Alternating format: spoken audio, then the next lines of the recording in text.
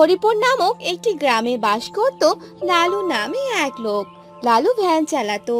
সে গ্রামের সবার নানান রকমের জিনিসপত্র এক জায়গা থেকে অন্য জায়গায় নিয়ে যেত। এভাবে লালু সংসার চলতো। একদিন সকালবেলা লালু তার ভ্যান গাড়ি নিয়ে বাসা থেকে বের হলো। আর কিছু দূর যেতেই একটি বাড়ি থেকে ডাক পড়লো। লালু, আরে লালু, এদিকে আয়। হ্যাঁ হ্যাঁ দাদা, যাচ্ছি।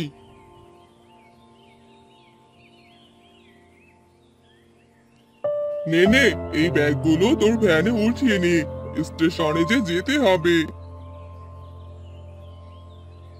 তারপর লালু সে ব্যাগগুলো তার ভ্যানে উঠিয়ে নিল। আর সেই লোকটিও ভ্যানে উঠে বসে পড়লো। আর লালু স্টেশনের দিকেই যেতে লাগলো। আরে দাদা, এই ব্যাগের ভিতর তুমি কি এনে রেখেছো গো, এত ভারী? আরে, ব্যাগের ভিতরে অনেক কিছু আছে, জামা কাপড় সহ আরো অনেক খাবারও নিয়েছি। তা এত কিছু নিয়ে কোথায় যাচ্ছেন? কাকার বাড়ি যাচ্ছি রে লালু, 5 বছর পর যাচ্ছি, তাই এত কিছু। কতদিন পর দেখা হবে। এই যে গো দাদা, স্টেশনে এসে গেছি। আচ্ছা আচ্ছা, ঠিক আছে, এই নে তোর টাকা। এরপর লালু সে ব্যাগগুলো নিচে নামিয়ে দিল আর টাকা নিয়ে সেখান থেকে চলে গেল। এভাবে লালু দিনকাল যাচ্ছিল। একদিন লালু রাত করে বাড়ির দিকে আসতে লাগলো। তখন রাস্তার পাশে সে এক বৃদ্ধ মহিলাকে দেখতে পেল, যার কাছে একটি বড় ব্যাগ ছিল। বৃদ্ধ মহিলাটি লালুকে দেখে ডাকতে লাগলো, এই যে বাবা, দাঁড়াও। কি ব্যাপার বুড়িমা, আপনি এত রাতে এখানে কি করছেন? আর কোথায় যাবেন শুনি? আমি বাড়িতে যাব বাবা, মেয়ের বাড়িতে গিয়েছিলাম। আস্তে আস্তে যে রাত হয়ে গেল। আচ্ছা আচ্ছা, ঠিক আছে, আপনি আমার ভ্যানে উঠে বসুন, আমি আপনাকে বাড়িতে পৌঁছে দিচ্ছি। তারপর সে বৃদ্ধা মহিলা ভ্যানে উঠে পড়লো। আর লালু ভ্যান চালাতে লাগলো। তারা ভ্যানে বসে অনেক কথা বলতে লাগলো। আর কিছু সময় পর বৃদ্ধাটি লালুকে বলতে লাগলো, এই যে বাবা, এখানেই দাঁড়াও। কি বুড়িমা, এখানেই আপনার বাড়ি নাকি? এত অন্ধকার যে, আমি কিছুই যে দেখতে পারছি না। হ্যাঁ রে বাবা, আমার বাসা এখানে। এই নে বাবা, তোর ভাড়া। না না বুড়িমা, আমাকে টাকা দিতে হবে না, আপনি সাবধানে বাসায় যান। এরপর লালু ভ্যান নিয়ে তার বাসার দিকেই আসতে লাগলো। আর লালুর ভ্যানে বুড়ির ব্যাগটি ছিল। আর লালু সেটা খেয়াল করেনি। আর লালু বাড়িতে ফিরে এলো। আর লালু তার বউকে ডাকতে লাগলো, গিন্নি, ও গিন্নি।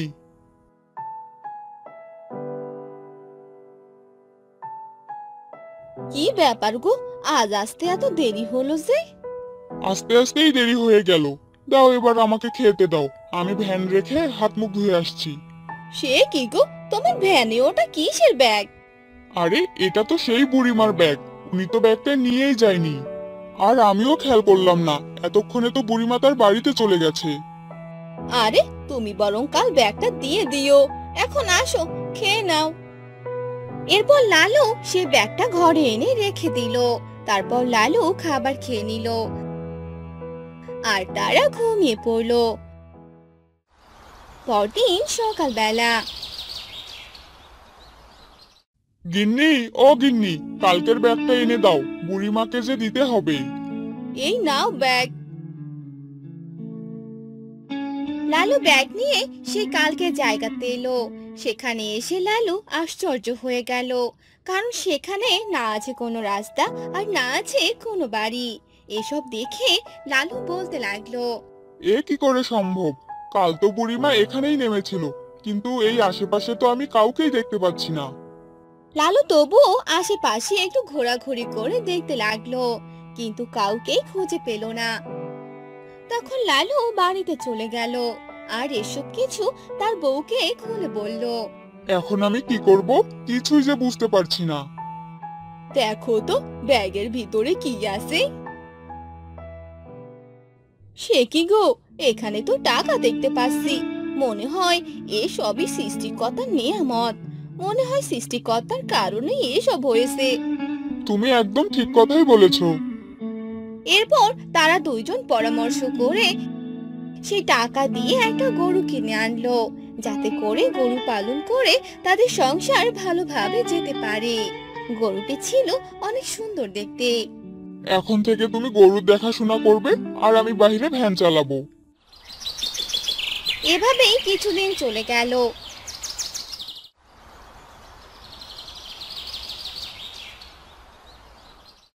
লালুর বউ তার গরুর অনেক খেয়াল রাখতো, ঠিক সময়ে খাবার দিত। কিন্তু একদিন সে গরু কোনো খাবার খেতে চাচ্ছিল না। এ দেখে লালুর বউ অনেক চিন্তায় পড়ে গেল। সে কি, গরুটা তো কোনো খাবার খাচ্ছে না। এভাবে না খেয়ে থাকলে তো অসুস্থ হয়ে যাবে। লালু বাড়িতে আসলেই লালুর বউ লালুকে সব কথা খুলে বলে। তখনই লালু বালতিতে করে কিছু খাবার নিয়ে গরুর কাছে গেল আর গরুর মাথায় হাত বুলিয়ে দিতে লাগলো আর বলল, খা গরু খা। গরুর মাথায় হাত বোলানোর সাথে সাথে সেখানে অনেক সোনা দানা চলে এলো আর গরুটি সোনার রঙের হয়ে গেল। এসব দেখে তারা দুজন তো অবাক হয়ে গেল। এসব আমি কি দেখছি গো, এ তো সোনার গরু, আর কত সোনা দিয়েছে। আমিও তো সেটাই দেখছি, আমাদের কপাল বুঝি খুলে গেল। তারা সোনার গরু পেয়ে অনেক খুশি হলো আর সেই সোনার গরু তাদেরকে অনেক সোনা দানা দিল। আর তারা আস্তে আস্তে সোনার গরুর মাধ্যমে অনেক ধনী হয়ে গেল। দেখেছো গো, সৃষ্টিকর্তা আমাদের কপালটা খুলে দিল। আর সেই বুড়ি মাকে অনেক ধন্যবাদ, তিনি আমাদের অনেক বড় উপকার করেছে। হ্যাঁ গো, তুমি একদম ঠিক কথাই বলেছো। এখন আর আমাদের কোনো অভাব থাকবে না।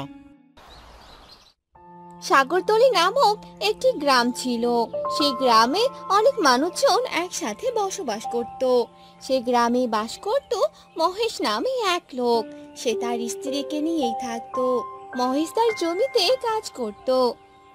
একদিন মহেশের স্ত্রী মহেশকে বলল, কই গো, কোথায় গেলে? এই তো জমিতে যাব। জমিতে যে পানি দিতে হবে, পুরো জমি যে শুকিয়ে গেছে। এভাবে শুধু জমি নিয়ে পড়ে থাকলে চলবে? অন্য কাজও তো করতে হবে। বলি কি, তুমি বরং একটা গরু কিনে নিয়ে আসো। বাসায় একটা গরু থাকলে ভালোই হবে। কিন্তু গরু কেনার মতো আমার কাছে যে এত টাকা নেই, কিভাবে গরু কিনবো? তুমি এসব নিয়ে ভেবো না তো, আমার কাছে টাকা আছে। আমি টাকা জমিয়েছিলাম, সে টাকা দিয়েই একটা গরু হয়ে যাবে। তাহলে তো ভালোই হলো, দাও টাকা দাও, বাজারে গিয়ে একটা গরু কিনেই আনি। এরপর মহেশের স্ত্রী মহেশকে টাকা এনে দিল আর মহেশ সেই টাকা নিয়ে বাজারে চলে গেল। আর সেখানে অনেকগুলো গরুকে দেখতে পেল, যারা গরু বিক্রি করার জন্য এসেছিল। ওই যে একটা গরুকে দেখতে পাচ্ছি, গরুটা বেশ মোটা তাজা আছে, গিয়ে দেখি তো গরুটার দাম কত। কি ব্যাপার দাদা, গরুটার দাম কত? গরুটাকে দেখে বেশ ভালোই মনে হচ্ছে। ভালো তো মনে হবেই, এই যে দামি গরু আর সবার থেকে আলাদা। তা দাদা, এই গরুটার দাম কত? 5 লাখ টাকা। কি বলেন দাদা, এত টাকা? না না দাদা, এত টাকাই নিতে পারবো না, আপনি আরো দাম কমিয়ে নেন। আপনি যেহেতু এত করে বলছেন, তাহলে ঠিক আছে, আপনি আমাকে এই গরুর জন্য 20,000 টাকা দেন, তাতেই হবে।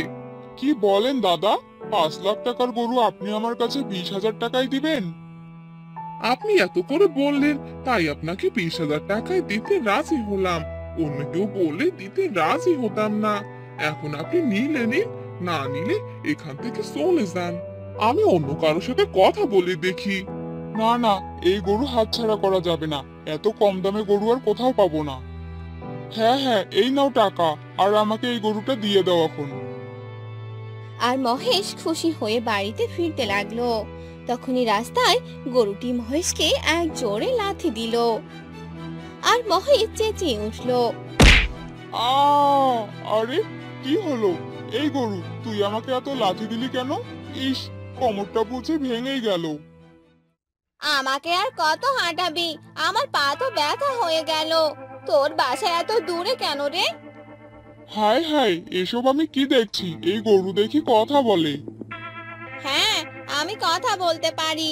আর এ কথা আমার মালিক জানতো না যে আমি কথা বলতে পারি, তাই আমাকে এত কম দামে তোমার কাছে বিক্রি করে দিয়েছে। তাহলে তো আমার অনেক ভালো হলো। তাহলে তো তোমায় কিনে এনে আমি জিতে গেছি। জিতেছো না সাই, এরপর দেখো তোমার সাথে কি কি হয়। এখন কি এখানেই দাঁড়িয়ে থাকবে? চলো এবার বাড়িতে যাই। না, আমি এখন যাব না। আমার অনেক খিদে পেয়েছে, আমাকে এখন খেতে দাও। আরে যা, এখন আমি খাবার পাবো কোথায়? এখানে কোনো ঘাসও তো নেই। ঘাস না খাওয়া পর্যন্ত গরু সেখান থেকে এক পাও নড়লো না। আর বেচারি মহেশ সেই গরুকে একটি গাছের সাথে বেঁধে ঘাস আনতে চলে যায়, আর কিছু ঘাস এনে গরুকে দিয়ে দিল। নাও, এবার তাড়াতাড়ি খেয়ে নাও, আর চলো এবার বাড়িতে। এরপর সে গরু ঘাসগুলো খেয়ে নিল, আর এরপর তারা বাড়িতে চলে গেল। বউ, ও বউ, দেখে যাও।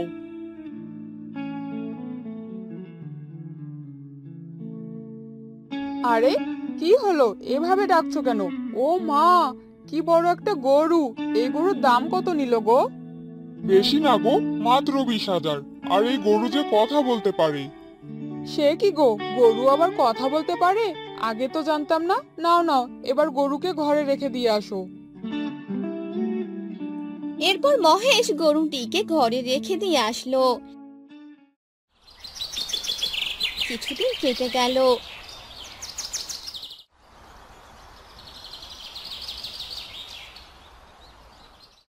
একদিন গরুটি একা একা বলতে লাগলো, এই বাড়িতে অনেক ধন সম্পদ আছে, আর এটা শুধু আমি জানি যে এটা কোথায় আছে।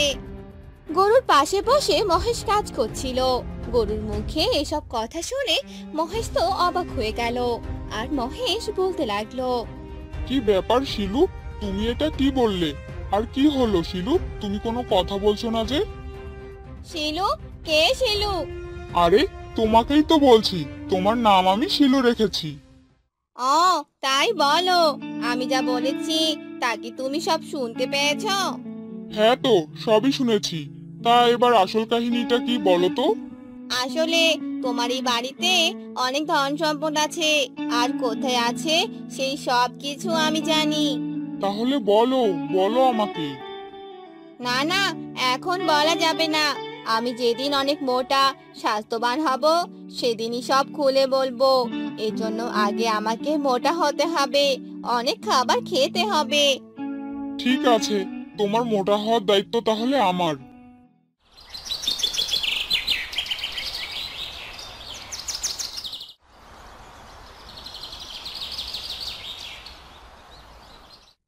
এরপর মহেশ তার বউকে এসব কথা বলে দিল।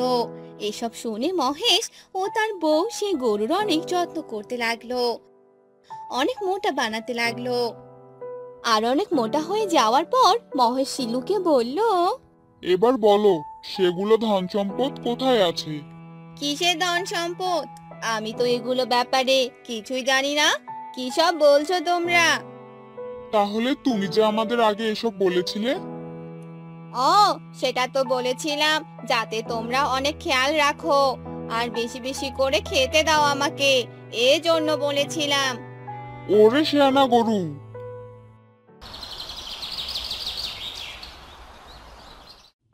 গিন্নি, ও গিন্নি, জালটা দাও তো, পুকুর থেকে মাছ মেরে নিয়ে আসি, বাজারে বিক্রি করতে যাব। হ্যাঁ গো, একটু দাঁড়াও, আসছি জাল নিয়ে। তাড়াতাড়ি এসো তো, বেলা হয়ে যাচ্ছে যে। এই যে নাও তোমার জাল। দাও দাও, তাড়াতাড়ি দাও। রমেশ জাল নিয়ে পুকুরে যায়। কয়েকবার পুকুরে জাল ফেলে, কিন্তু কোনো মাছ উঠছিল না। কি ব্যাপার, কোনো মাছ উঠছে না কেন জালে? কিছুদিন আগেই তো কতগুলো মাছ ছাড়লাম পুকুরে, দেখি তো পুকুরে নেমে ব্যাপারটা কি। রমেশ পুকুরে ডুব দিয়ে দেখে সেখানে কোনো মাছ নেই। হায় ভগবান, আমার একই সর্বনাশ হলো। জমানো টাকা দিয়ে মাছ কিনে পুকুরে ছাড়লাম, কে চুরি করলো আমার মাছ? রমেশ মন খারাপ করে বাড়িতে যায়। কি গো, কি হয়েছে তোমার? মাছ যে ধরতে গেলে মাছ কোথায়? আর তোমাকে এমন লাগছে কেন? সর্বনাশ হয়ে গেছে গিন্নি, পুকুরে একটি মাছও নেই। কে যেন সব মাছ চুরি করেছে। কি বলছো গো এসব?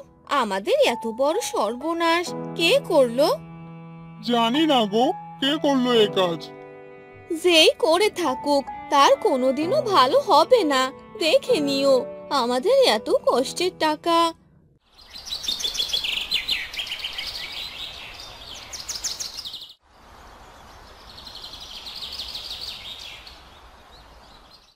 পরদিন সকালবেলা রমেশ একটি গাছের নিচে মন খারাপ করে বসে থাকে। কি রে রমেশ, এখানে মন খারাপ করে বসে আছিস যে? কি আর বলবো রে ভাজা, কে যেন আমার পুকুরে সব মাছ চুরি করেছে। কষ্ট করে টাকা জমিয়ে মাছ কিনে পুকুরে ছেড়েছিলাম। এ কাজ তো আমি করেছি। তুই আমার থেকে বেশি টাকা কামাই করবি, সেটা তো আমি কোনোদিন হতে দিব না। আরে চিন্তা করিস না, সব ঠিক হয়ে যাবে। যাই রে, থাক তবে। রমেশও উঠে হাঁটতে হাঁটতে এক নদীর ধারে যায়। সেখানে গিয়ে আবার মন খারাপ করে বসে থাকে। তখন তার চোখ পড়ে। ওটা কি, মরিচ গাছ না? কিন্তু তিনটা তিন রকমের কেন? গিয়ে দেখি তো। হ্যাঁ তো, মরিচ গাছই তো লাগছে। বাড়ি নিয়ে যাই, দেখি তো ব্যাপারটা কি। রমেশ ওই 3 রকমের মরিচ গাছকে বাড়িতে নিয়ে আসে। গিন্নি, ও গিন্নি, কোথায় গেলে? এদিকে আসো দেখি। কি হয়েছে গো, ডাকছো কেন এভাবে? এই দেখো কি এনেছি। এটা তো মরিচ গাছ, কিন্তু 3 রকমের কেন গো? এমন তো কখনো দেখিনি। গিন্নি, চলো মরিচ গাছ তিনটি লাগাই, তারপর দেখি কি হয়। হ্যাঁ চলো। রমেশ আর গীতা তাদের বাড়ির উঠোনে মরিচ গাছ লাগায়।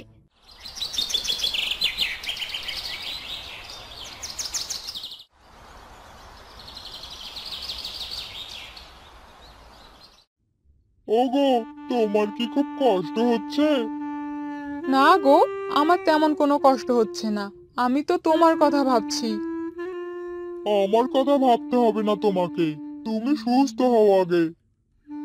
তোমাকে হাত পুড়িয়ে রান্না করতে হচ্ছে, একা সব করতে হচ্ছে। আমার তো তোমার জন্য কষ্ট হচ্ছে গো। আরে না, আমার কোনো কষ্ট হচ্ছে না। তুমি তাড়াতাড়ি সুস্থ হয়ে ওঠো, অনেকদিন তোমার হাতে রান্না খাই না। ওগো, আমার যদি কিছু হয়ে যায় তাহলে তুমি আবার একটা বিয়ে করো। তোমাকে না বলেছি এসব কথা মুখেও আনবে না। আমার কেন জানি মনে হচ্ছে আমি আর বেশি দিন বাঁচবো না গো। চুপ করো তো তুমি, এসব আজে বাজে কথা বলবে না আর। ঠাকুমাকে ডেকেছি, আসবে আজ। ঠাকুমা আসলেই তুমি ভালো হয়ে যাবে, দেখো। তপু, কি রে তপু, আসিস বাসায়? ঠাকুমা, তুমি এসেছো? এসো এসো, বসো। দেখো তো ঠাকুমা, সেই যে জ্বর এসেছে, পড়ছেই না। কত ওষুধ খাওয়ালাম, কিছুতেই কিছু হলো না। আর এই সময় যদি এমন হয় তাহলে তো অনেক সমস্যা হয়ে যাবে। শোন বাসা, এ সময় সব মেয়েদেরই একটু একটু শরীর খারাপ হয়, কিন্তু ওকে তো দেখে মনে হচ্ছে ওর শরীর বেশি দুর্বল। কিছু তো খেতে পারি না ঠাকুমা, তাহলে শরীরে জোর আসবে কোথা থেকে শুনি? ওকে সুস্থ করে তুলতে হলে একটা জিনিস লাগবে, আর তা হলো 3 রঙের 3 মরিচ। কিন্তু ঠাকুমা, সেটা কোথায় পাওয়া যাবে? কোথায় পাওয়া যাবে তা জানি না, কিন্তু ওকে এখন সুস্থ করতে হলে এটা লাগবে। আগের সময়ে আমার মা চাষিরা অসুস্থ হলে বাড়ির পুরুষ মানুষই করতো।